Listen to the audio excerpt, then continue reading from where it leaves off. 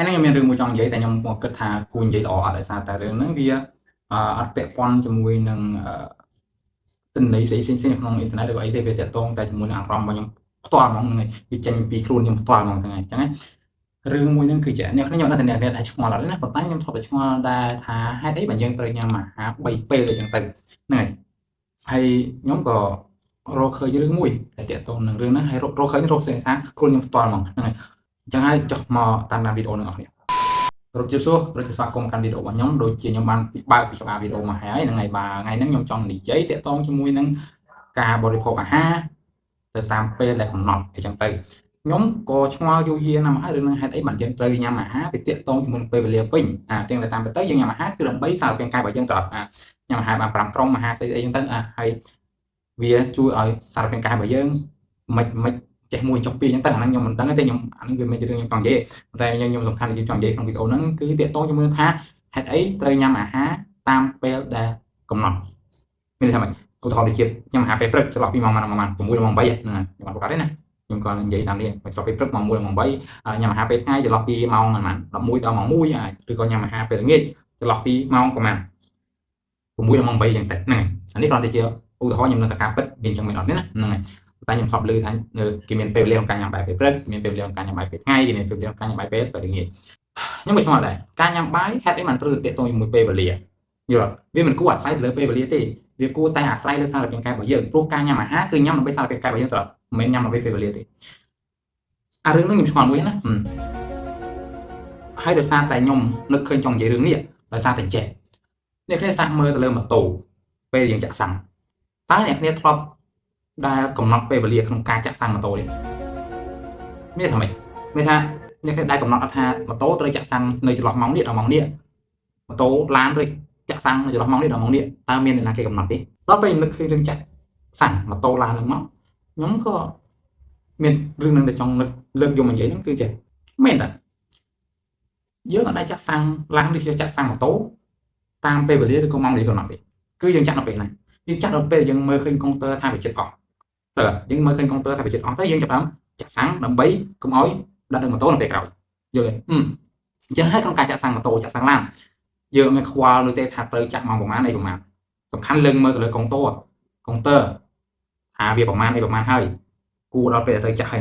នៅឆ្ងាយទៀតអត់ឧទាហរណ៍តែយើងមានក្រសាំងឧទាហរណ៍យើងបើកបបលើឆ្ងាយក្រសាំងមានក្រសាំងមួយនេះនៅកន្លែងនេះក្រសាំងមួយទៀតតតែ50គីឡូម៉ែត្រទៀតឯងបានដល់តើសាំងយើងនៅគ្រប់គ្រាន់ទេបើគ្រប់គ្រាន់ដល់50គីឡូម៉ែត្រហើយចឹងយើងមិនចាក់ទេចឹងទៅអ្នកខ្លះក៏គេចាក់អ្នកខ្លះគេចាក់ហ្នឹងវាអាស្រ័យទៅលើយើងមើលទៅលើស្ថានភាពពិតជាស្ដែងអាហ្នឹងនិយាយរឿងម៉ូតូរឿងឡានដល់ពេលមកប្រៀបធៀបជាមួយនឹងយើងខ្ញុំគិតថាដូចគ្នាប្រៀបធៀបខ្លួនយើងទៅនឹងម៉ូតូនឹងឡានទៅហើយការបរិភោគអាហារវាប្រៀបដូចជាការចាក់សាំងចឹងយើងអត់គួរកំណត់ពេលវេលាក្នុងការញ៉ាំបាយពេលព្រឹកពេលថ្ងៃពេលល្ងាចហ្នឹងទេវាមិនគួរកំណត់ពេលទេតាមខ្ញុំគិតខ្ញុំអត់គួរកំណត់ពេលទេគួរតែចេះឃ្លានពេលណាយើងគួរតែសួរសារពាង្គកាយរបស់យើងនេះឃ្លានពេលណាតម្រូវការរបស់សារពាង្គកាយពេលយើងគឺតម្រូវការសារធាតុចិញ្ចឹមនៅពេលណាហើយចង់ឲ្យសារធាតុចិញ្ចឹមឬក៏ចង់ឲ្យអាហារចូលខ្លួននៅពេលណាអាហ្នឹងមកទៅព្រឹកអញ្ចឹងហើយបានជាខ្ញុំនឹកឃើញយករឿងហ្នឹងមកនិយាយប៉ុន្តែខ្ញុំនឹងថាក្នុងផ្នែកពេទ្យណាអីគេគិតមិនដឹងអានេះខ្ញុំនិយាយដោយសារតែវាចេញពីសារពាង្គកាយរបស់ខ្ញុំហើយវាខ្ញុំគិតថាយកអារឿងបតូឡានមិញមកអប្លាយក៏មើលទៅវាដូចជាសមហេតុសមផលដែរអញ្ចឹងណាដល់ពេលអញ្ចឹងអ្នកក៏ស្រាប់តែសួរថាម៉ូតូឡានវាមានកុងទ័រត្រាប់ស្រាប់មើលថាចិត្តអស់ឬអីទៅដើម្បីយើងចាក់ចុះមនុស្សយើងមើលទៅលើអីគេតាមពិតទៅមនុស្សយើងមើលស្រួលជាងហ្នឹងផងហើយពេលផ្ដល់សញ្ញាឲ្យយើងវាច្បាស់ជាងម៉ូតូឡានហ្មងគឺយើងដឹងខ្លួនមកថាយើងឃ្លានយល់ដល់ពេលយើងឃ្លានណាដល់ពេលយើងឃ្លានយើងដឹងថាអូដល់ពេលដែលត្រូវបរិភោគអីដល់ពេលដែលត្រូវយកអីចូលពេលយកអីយកពោះហើយអញ្ចឹងពេលខ្លះមនុស្សខ្លះឃ្លានហើយនៅត្រង់ព្រោះអីសារធាតុចិញ្ចឹមមាននៅសល់ដែលអាចនៅសល់ត្រង់ទៅលើសកម្មភាពដែលធ្វើបន្តទៀតបានអញ្ចឹងទៅហើយចុះពេលណាបានយើងនឹងថាអូវាត្រង់នេះបានហើយដល់ពេលត្រូវញ៉ាំមែនទេយើងចាំសង្កេតមើលវាមានលក្ខណៈថាដូចមានមួយតង់ពីរតង់តង់ទី1វាថាដូចយើងគ្រាន់តែមានអារម្មណ៍ថាយើងឃ្លាននេះមានអារម្មណ៍ឃ្លានមនុស្សខ្លះឃ្លានរកអីញ៉ាំមនុស្សខ្លះឃ្លានប៉ុន្តែដោយសារជាប់ភារកិច្ចជាប់ការងារអត់តន់រកអីញ៉ាំអីចឹងទៅរហូតដល់ចាប់ដើមញ័រអញ្ចឹងអានឹងហើយគឺជាសញ្ញាទី2ថាដល់ពេលហើយដល់ពេលត្រូវដាក់របស់របរចូលក្នុងសារពាង្គកាយរបស់យើងហើយដោយសារសារពាង្គកាយរបស់យើងទៅត្រូវកាយចាប់ដើមញ័រវិញចាប់ដើមចេញសកម្មភាពរបស់យើងឃើញថាអូញ័រហើយដល់ពេលទៅញ៉ាំអីទៀតអញ្ចឹងហើយបានគេធ្វើខ្ញុំដឹងថាតាមពិតទៅ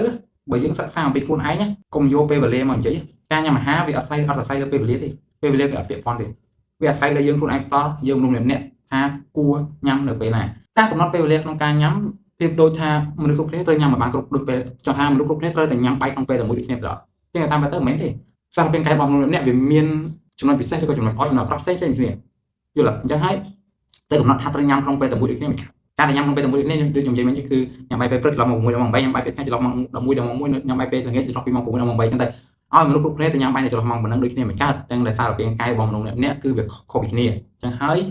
អ្វីដែលគួរត្រូវធ្វើបំផុតនោះគឺចែកសិក្សាពីសាររាងកាយខ្លួនឯងគួរញ៉ាំនៅពេលណាគួរអីនៅពេលណាមនុស្សខ្លះញ៉ាំនៅពេលឃ្លានមនុស្សខ្លះទៀតតតែញ័រអត់ញ៉ាំ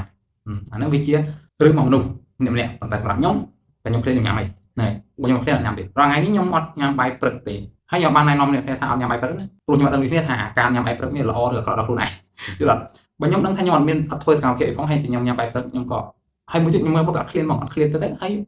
ហើយដឹងថាញ៉ាំដើម្បីបានយកបានថាពលធ្វើអីទៅតែខ្ញុំអត់ញ៉ាំបាយព្រឹកទេតែដល់ម៉ោងណាដែលខ្ញុំឃ្លានខ្ញុំចាប់ញ៉ាំហើយព្រោះពេលថាខ្ញុំចេះឆ្លងញ៉ាំបាយព្រឹកពឹបពេលថ្ងៃខ្ទង់ម៉ោង12អត់ឃ្លានទេអត់ឃ្លានទេរហូតដល់ម៉ោង1ម៉ោង2អីបានចាប់ដល់ឃ្លានដល់ពេលនៅពេលដែលយើងចាប់ដើមឃ្លានម៉ោង1ម៉ោង2អញ្ចឹងផលពិបាកគឺអីផលពិបាកនោះគឺតាក់ទងនឹងការធ្វើការហ្នឹងមិនដោយសារតែបុគ្គលិកទូទៅធម្មតាគឺយើងធ្វើការពីម៉ោង8ដល់ម៉ោង5ដល់ឬក៏ម៉ោង4ដល់ម៉ោង6អញ្ចឹងទៅសម្រាប់បាយ1ម៉ោងគឺចន្លោះម៉ោង12ដល់ម៉ោង1ទៅឃើញមកបាយអញ្ចឹងហើយអាពេលវេលាខ្ញុំប្រាប់ពីដំបូងមិញថាញ៉ាំបាយពេលព្រឹកចន្លោះម៉ោងនេះញ៉ាំបាយពេលថ្ងៃចន្លោះម៉ោងនេះញ៉ាំបាយពេលល្ងាចចន្លោះម៉ោងនេះឃើញវាទៅជាមួយនឹងពេលវេលាដែលយើងសម្រាប់ពីម៉ោងធ្វើការដល់ពេលអញ្ចឹងហើយជំងល់នោះគឺតែអ្នកដែលកំណត់ពេលវេលាក្នុងការញ៉ាំបាយហ្នឹងអាចបានកំណត់ក្នុងពេលវេលាក្នុងការញ៉ាំបាយដើម្បីតម្រូវជាមួយនឹងម៉ោងសម្រាប់ឱកាសនេះឬក៏យល់ទេអាហ្នឹងហើយដល់ពេលអញ្ចឹងទៅបានវាទាញចូលដល់ជ្រៅជាងនឹងគេថាអូតាមពិតទៅអាហ្នឹងគេធ្វើដើម្បីឲ្យថាយើងញ៉ាំបាយឲ្យត្រូវម៉ោងសម្រាប់ឱកាសនេះតែហ្នឹងឯងវាមិនមែនទាក់ទងនឹងសុខភាពទេតាមខ្ញុំមើលទៅហ្នឹងហើយតែខ្ញុំក៏មិនហ៊ាននិយាយអីខ្លាំងណាស់ដែរដោយសារខ្ញុំមិនមែនជាអ្នកចេះដឹងថាហ្នឹងខ្ញុំនិយាយដោយសារតែវាចេញពីខ្លួនខ្ញុំផ្ទាល់ថាខ្ញុំឃ្លានមកខ្ញុំញ៉ាំហើយទាក់ទងនឹងរឿងហ្នឹងយើងចាប់ដើមឃើញមានហើយថាយើងតែកម្មវិធីមើលចាស់សម័យពីដើមខ្ញុំគិតថាដូចជាគាត់អត់មានម៉ោងញ៉ាំបាយដូចគ្នាហ្នឹងហើយគាត់ញ៉ាំនៅពេលដែលគាត់ឃ្លានហើយជំងឺដែលកើតឡើងចាស់ពីដើមស្មានជំងឺតែចាស់មិនចាស់មនុស្សសម័យឥឡូវមានជំងឺច្រើនជាងដោយសារអីដោយសារយើងញ៉ាំបាយឬក៏ស្រស់ស្រូបអាហារពេលដែលសាររាងកាយយើងអត់ត្រូវការដល់ពេលទៅវារំលាយឧទាហរណ៍ថាយើងញ៉ាំបាយទុំឆ្អែតហើយប៉ុន្តែដល់ម៉ោងដែលត្រូវញ៉ាំបាយយើងញ៉ាំទៀតជាងនៅក្នុងសាររាងកាយរបស់យើងវាអត់ទាន់ប្រើប្រាស់ថាមពលដែលចេញពីអាហារហ្នឹងអស់ទេវារសល់ក្នុងហ្នឹងដល់ពេលយើងញ៉ាំថែមទៀតទៅរត់ធំឧទាហរណ៍ពេញក្នុងសាររាងកាយយើងត្រូវការ100%ឧទាហរណ៍100%ពេញណាយើងប្រើប្រាស់អស់25ប៉ុន្តែដល់ម៉ោងត្រូវញ៉ាំបាយទៀតដល់ពេលយើងញ៉ាំបាយទៀតបូកបន្ថែម100%ទៀតវាទៅជា175ដល់ពេលប្រើប្រាស់ថាមពលអស់តាមតិចទៀតដល់ម៉ោងញ៉ាំបាយទៀតវាទៅជា200ជាងអីចឹងទៅយូរទៅវាកាន់តែឡើងទៅអញ្ចឹងហើយបានធ្វើឲ្យមានមនុស្សថត់មានមនុស្សអីចឹងទៅដោយសារតែតាមខ្ញុំគិតណានេះតាមខ្ញុំគិតទេដោយសារតែយើងញ៉ាំអាហារលើសពីតម្រូវការសាររាងកាយយើងត្រូវទៅហ្នឹងហើយប៉ុន្តែក៏មានប្រភេទទៀតដែរដែលមនុស្សគាត់និយាយថាគាត់ធ្វើការងារច្រើនអញ្ចឹងហើយគាត់ញ៉ាំបាយច្រើនហ្នឹងអាចតែញ៉ាំបាយច្រើនហើយមិនញ៉ាំបាយញ៉ាំអាហារហ្នឹងហើយច្រើនហើយច្រើនពេលទៀតអ្នកខ្លះអាចញ៉ាំរហូតដល់5ពេលអីចឹងណាដោយសារតែសាររាងកាយរបស់គាត់វាត្រូវការធម្មពលយល់ទេដូចខ្ញុំនិយាយមុនមិញអញ្ចឹងគឺគាត់ញ៉ាំ100បរិភោគ100ហើយគាត់ប្រើប្រាស់ធម្មពលអស់តែ25ឧទាហរណ៍ក្នុងរយៈពេល4ម៉ោងចុះគាត់ប្រើប្រាស់អស់ធម្មពលតែ25ហើយគាត់ដល់ពេលទៅញ៉ាំបាយបន្តទៀតអញ្ចឹងហើយវាបូកបន្តគ្នាតនេះរហូតប៉ុន្តែសម្រាប់មនុស្សប្រភេទទៀតញ៉ាំចូល100ដូចគ្នាប៉ុន្តែក្នុងរយៈពេល2ម៉ោងគាត់ប្រើប្រាស់ធម្មពលដល់75យើងទៅអញ្ចឹងហើយគាត់ត្រូវបន្ថែមទៀតអញ្ចឹងហើយបានជាធ្វើឲ្យការញ៉ាំអាហាររបស់មនុស្សម្នាក់វាខុសពីគ្នាមនុស្សខ្លះញ៉ាំអាហារ3ពេលមនុស្សខ្លះញ៉ាំអាហារ2ពេលមនុស្សខ្លះញ៉ាំអាហារ5ពេលវាខុសៗគ្នាទៅតាមតម្រូវការរបស់សាររាងកាយមនុស្សម្នាក់យល់អត់អញ្ចឹងហើយបើយើងយកអារឿងពេលវេលាឬក៏ការកំណត់ពេលវេលាក្នុងការញ៉ាំបាយក្នុងការបរិភោគអាហារហ្នឹងមកនិយាយវាចាប់ដើមអត់សមស្របស្ដាប់មើលទៅសមស្របទេប៉ុន្តែហ្នឹងហើយដូចខ្ញុំនិយាយអញ្ចឹងគឺខ្ញុំមិនមែនជាអ្នកឯកទេសខាងហ្នឹងនោះទេខ្ញុំនិយាយនេះតាមតែបទពិសោធន៍ខ្ញុំមើលឃើញហើយក៏ឆ្លងកាត់ពីខ្លួនខ្ញុំផ្ទាល់សារពីខ្ញុំផ្ទាល់ខ្លួនឯងនេះហើយខ្ញុំក៏ណែនាំដល់អ្នកគ្នាដែរថាគួរធ្វើម៉េចអានេះគាត់តែនិយាយពីបទពិសោធន៍របស់សារពីរបស់ខ្ញុំ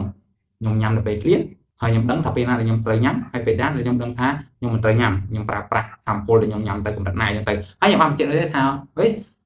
ញ៉ាំតាមខ្ញុំទៅទីសុខភាពល្អអត់ទេខ្ញុំអត់ដឹងនេះទេថាខ្ញុំសុខភាពល្អអត់ខ្ញុំបានត្រួតពិនិត្យប៉ុណ្ណឹងប៉ុន្តែខ្ញុំគ្រាន់តែដឹងថាខ្ញុំអត់បានដែរមានជំងឺអីបៀតបៀនធ្ងន់ធ្ងរយល់អត់អាចថាខ្ញុំអត់បានត្រួតពិនិត្យមិនដឹងដែរឬក៏មិនប៉ុន្តែបើតាមមើលសកម្មភាពដែលខ្ញុំប្រើប្រាស់ជីវិតរាល់ថ្ងៃវាដូចជាធម្មតាទេវាអត់អីទេអញ្ចឹងហើយខ្ញុំក៏ធ្វើតាមអ្វីដែលខ្ញុំគិតថាវាល្អយល់អត់គឺញ៉ាំតែនៅពេលឃ្លានទេអត់ឃ្លានគឺអត់ញ៉ាំទេយល់អត់អញ្ចឹងហើយអារឿងនេះខ្ញុំអត់មានណែនាំអ្នកអីទេណាខ្ញុំគ្រាន់តែនិយាយពីបទពិសោធន៍របស់ខ្លួនឯងហ្នឹងហើយបើអ្នកចង់សិក្ស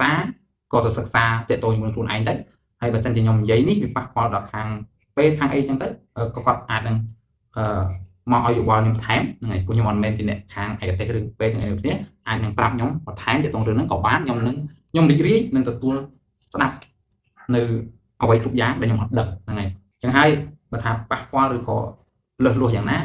ក៏អាចខមមិនមកបានវីដេអូនេះខ្ញុំចង់និយាយតែប៉ុណ្្នឹងឯងនិយាយពីបទពិសោធន៍ខ្លួនខ្ញុំផ្ទាល់អញ្ចឹងហើយក៏សូមជម្រាបលាតែប៉ុណ្ណឹងបាយបាយ